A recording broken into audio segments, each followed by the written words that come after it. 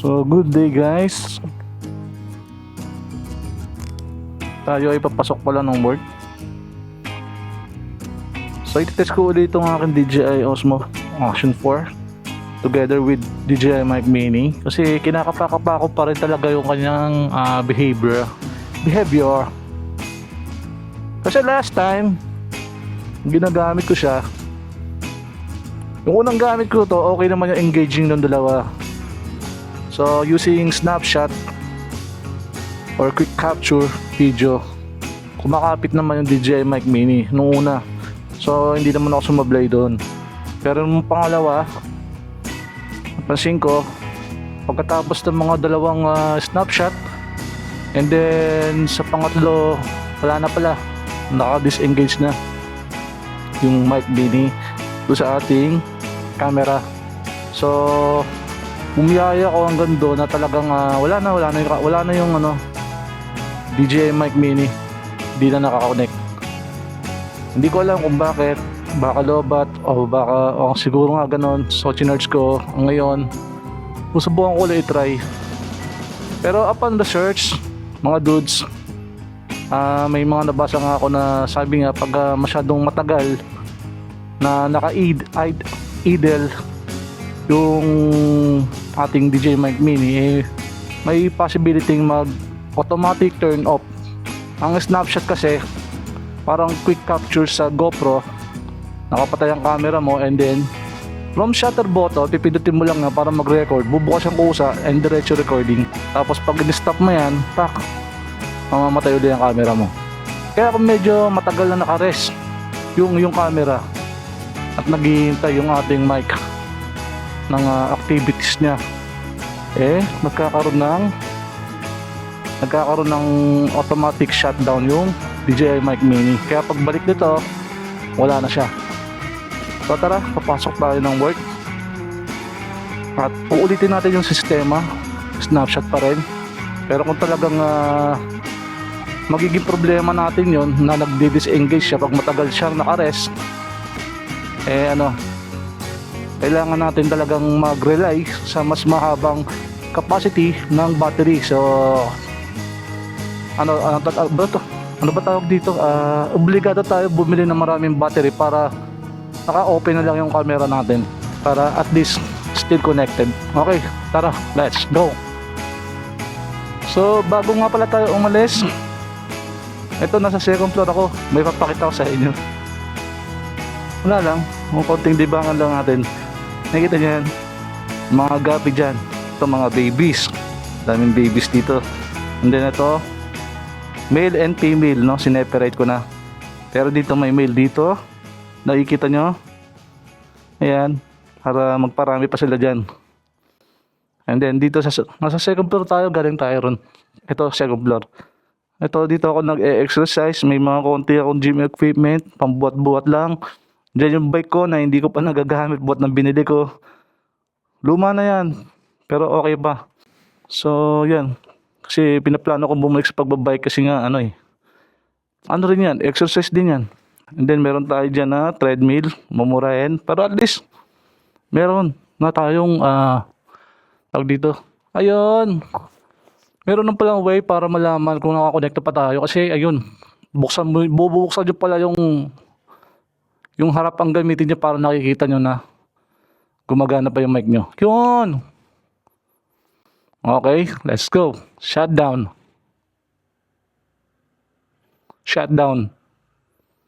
Hindi siya ganun. Kailangan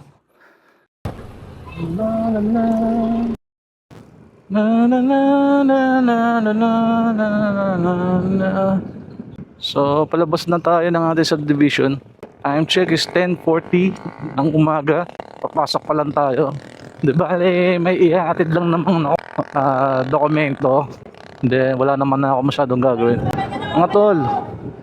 So itong mga nagdaang araw, mga dudes, napakaraming nangyari dito sa amin. So unahin ko na yung pinaka worst na nangyari na nakaraan. Di ba dito sa kabilang street kung saan sinusundo ko yung kapatid ko na babae. And then doon din nakatira yung bunso namin na babae na yun, mayroon siyang boyfriend. inatid siya. So, lagi naman nakakotse yun. Gabi na yun, mga siguro alas 9 ng gabi na yun. Kung natatandaan yung nakaraan, nabati ko nga yung lugar namin. Sabi ko, wow, ang ganda na ng daanan namin. Sigurado to. Makangati yung mga kamote na magpatakbo na mabilis dito. At yun na nga yung nangyari ng mga dudes. Kami pa na biktima nung sinabi kong yun. Nangyari. Merong isang lalaki, binatilyo, na parang nakainom. Walang lisensya. Hindi sa kanya yung motor. At yun, umaharurot nga ro sa daanan na yun, umaharurot. Tumama ngayon sa likuran ng kotse ng boyfriend ng aking bunsong kapatid na babae. Sumalpok at yun, nagalusan nga yung gados nga yung kotse niya sa likod. Tapos may mga kaha na medyo tatanggal. Kaya hindi pwedeng basta palagpasin. At isa pa, yung bumangga nagtangkang tumakas. Yan dyan sa daanan na yan, kung nakikita nyo yan. Diretso yan, ginagawa dyan, pinapaganda. Diretso yan, yun yung highway, yun yung daanan na yung sinasabi ko sa inyo, maganda na. So yung bumangga siya sa likod, tapos nagtangka pang tumakbo. So sabi nga ng boyfriend nung kapatid ko, kung hindi raw sana naging ganun yung action nung lalaki, baka nga raw napatawad pa. Pero nung pagtayo nga raw nung lalaki, tatakas pa. Kaya sila naging kaya siya nagalit. Imbis na daanin sa pakikipag-usap na maayos. At isa pa, yun na nga, napaka-alarming dito sa lugar namin na to. Sinasabi niya na taga rito lang din siya. So inaanapan ko siya ng mga proof kung talagang taga dito siya. Magbigay siya sa akin ng mga, yung pwede niyang gawin padrino, nakakilala niya. Aba, walang maipakita, walang maipakilala. Walang maipakilala sa atin. Kaya naging red flag siya dahil baka nga dito kasi sa amin, maraming mga riding in tandem or yun na nga, masasamang loob na dyan pumapasok. Tagus-tagusan kasi yan, maraming tagusan dyan. Noong araw, ganun na talaga dyan. Kaya dyan sila dumadaan. Kaya naging red flag siya na hindi namin siya pwede basta-basta pakawala, patawarin na lang. Kaya pumunta kami sa barangay rito, sinubukan na ma-settle. Pero walang malinaw na settlement kung paano mababayaran ng lalaki yung damage niya. Kaya hindi nagkasundo.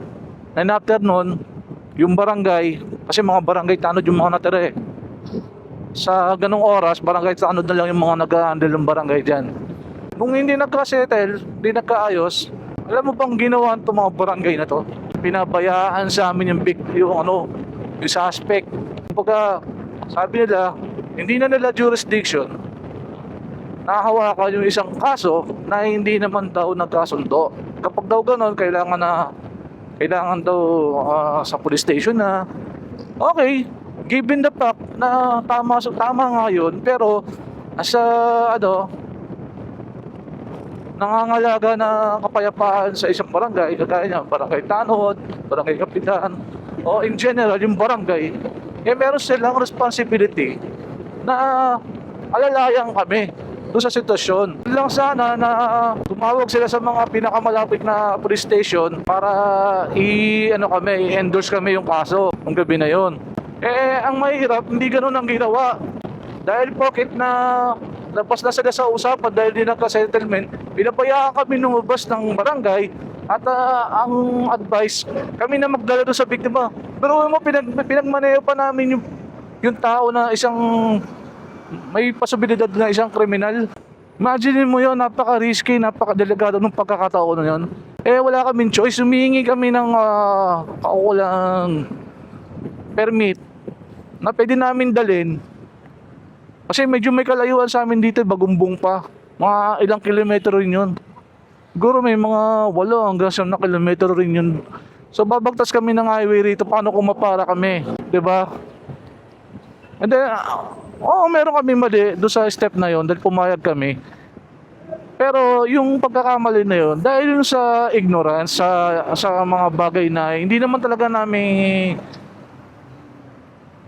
napapractice, batas yun batas yun. Kaya nga tayo lumapit sa barangay para sila yung maglapat ng mga pwede naming maging hakbang. So ayun, dahil ang ginawa namin, kung saan kotse yung binangga ng motor na yon, doon namin sinakay yung suspect.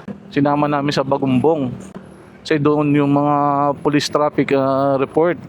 Napaka-risky nung sitwasyon. Dahil unang-una, syempre, aminin natin, illegal yun. Kinuha namin yung tao doon sa isang pribado sasakyan namin na wala man lang abiso o kaukulang permiso, dokumento na nanggagaling sa barangay o sa police station na legal na isakay namin kami magdala ng suspect. Dahil yung issue, hindi naman simpleng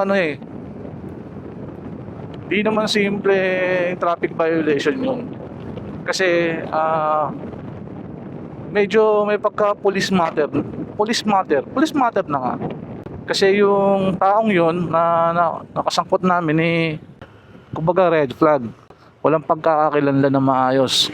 Di sa kanya yung motor, driving under influence of alcohol or hindi natin alam, di ba? Basta red flag na siya. Yung mga ganong kaso kasi, police matter yun. Kaya dapat sana ang ginawa ng mga barangay, ginabayan kami papunta sa police station and then pwede na kami iwanan doon. Okay na yun. Kasi hindi ganun ang ginawa ng mga barangay rito. Yun na nga, sabi ko nga sa inyo, paglabas ng barangay dahil di nagka-settlement, wala, ganun na lang. Pinalabas kami na bahala. Wala man lang kami kaukulang ang papel. Mantakin mo yung police station, isang kanto lang ang layo. Napakalapit lang. Kung sa dalawang metro lang yon. So ang ginawa ko mga dudes, dahil isasakay nga yung suspect na posibleng isang kriminal doon sa kotse nung boyfriend nung kapatid ko. Tapos sila lang dalawa ron. Alam mo yung pwedeng magawa nung tao, no? Habang nagmamaneho yung boyfriend nung kapatid ko. So ang ginawa ko, nag-volunteer ako na sumama. Iniwan ko tong motor ko sa barangay, tapos sumakay ako ron. Kasi nga, iniisip ko na nga yung mga possibility na baka mangyari yon. So may kaba rin ako dahil medyo malaking tao rin eh. So medyo may kaba rin ako pero hindi ko pinapalata. So kailangan natin maging alerto nyo. Katabi ko siya. Kasama din kami sa police station. So na wala akong balita ngayon sa kaso kung nakaraang araw lang nangyari yun eh. Tapos yung lalaki pinakawalan. Hindi hinold. Doon ako nagtataka eh. Dapat hinold yun eh. Kasi possible, diba? Possible criminal nga yung tao dahil walang mga pagkakakilanlan. Walang lisensya. Subject for investigation yung pagkakakilanlan eh. Pinakawalan. Doon ako nagtataka eh. Tangina to, tignan mo kulay putin to. Parang ayaw pa ako pagbigyan. So ayan, update ko kayo mamaya pag bagbagtasin ko muna itong kahabaan na regalado. Napakalawak lang yung daanan na. Lunes pa lang ngayon mga dudes, no? January 19. Tinanggal ko pala yung dead cat dito sa ating DJI Mic Mini. Tangina, big bikes na yun, hindi ko lang kung CF Moto or Sigma. Ganda rin eh. Okay, di bale, nakabukas ang ating camera. At hindi ko alam kung naka-engage pa yung ating DJI Mic Mini. So hindi na natin ito papatayin mga dudes, yung camera natin. Susubukan na natin itong buksan, pagganahin hanggang sa siya na lang malobat. Tingnan natin kung gaano ka reliable. Di pa tayo ngayon, makapag-tour, makapasyal gamit itong ating motor, no? Kasi puro trabaho ngayon.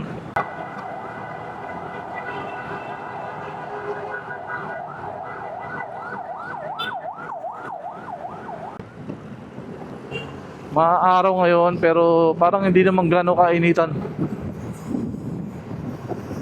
Alright.